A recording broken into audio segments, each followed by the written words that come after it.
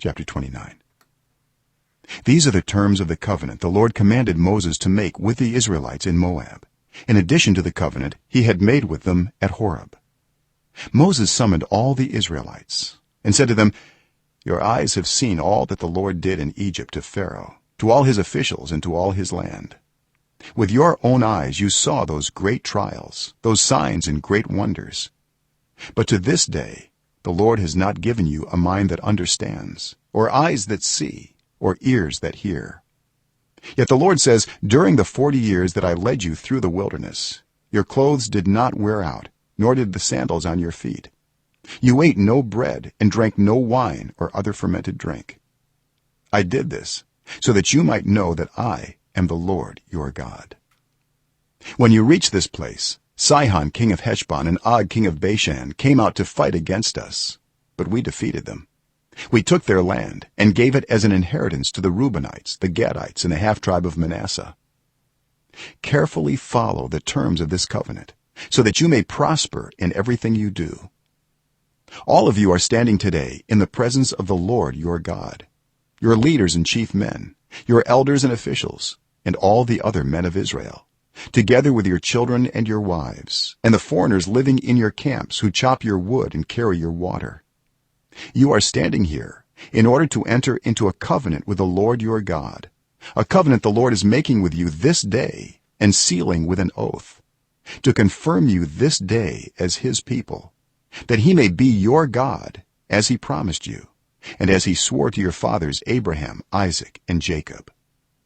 I am making this covenant with its oath not only with you who are standing here with us today in the presence of the Lord our God, but also with those who are not here today.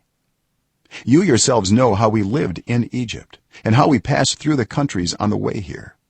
You saw among them their detestable images and idols of wood and stone, of silver and gold.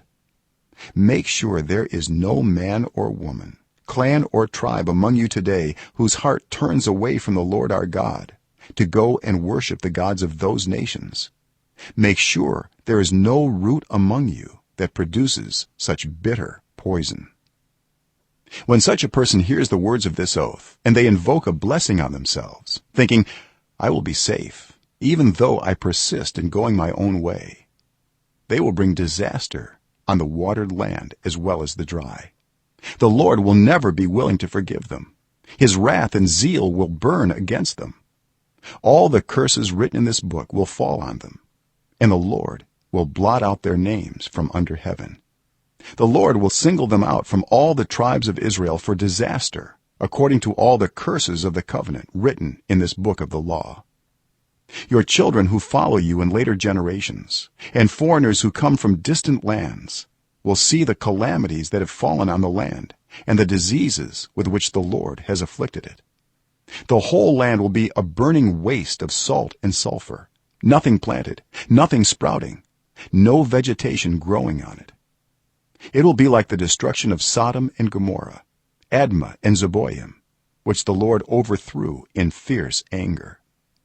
All the nations will ask, why has the Lord done this to this land? Why this fierce burning anger? And the answer will be, it is because this people abandoned the covenant of the Lord, the God of their ancestors, the covenant he made with them when he brought them out of Egypt. They went off and worshipped other gods and bowed down to them, gods they did not know, gods he had not given them. Therefore the Lord's anger burned against this land, so that he brought on it all the curses written in this book. In furious anger and in great wrath the Lord uprooted them from their land and thrust them into another land, as it is now. The secret things belong to the Lord our God, but the things revealed belong to us and to our children forever, that we may follow all the words of this law.